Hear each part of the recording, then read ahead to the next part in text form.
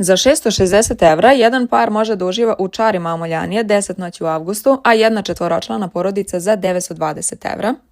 Amoljanije je malo ostrvo na Halkidikiju za koje mislimo da i dalje mnogima nije poznato, a može lako da postane omiljena destinacija i parovima i porodicama.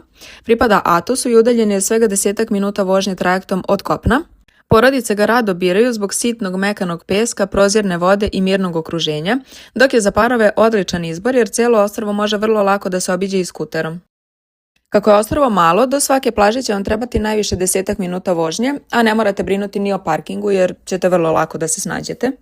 Na ostrvu nema noćnog života, već predstavlja pravu oazu mira sa malim uličicama, tradicionalnim kućama sa prelepim vrtovima, malim lokalima, a kod glavne luke u restoranima možete probati i tradicionalne grčke specijalitete dok gledate kako brodovi pristižu. Svi smeštaji se nalaze u centru, pa u večernjim satima možete uživati u barovima i kafićima u romantičnoj atmosferi bez mnogo buke. Ono što nam je posebno bilo zanimljivo jeste jedan njihov običaj. Lokalac nam je objasnio da ko prvi put dođe na Amoljani dobije na poklon kohili, odnosno školjku, i to je nešto što ćemo svakako dugo pamtiti pored svih prelepih plaža.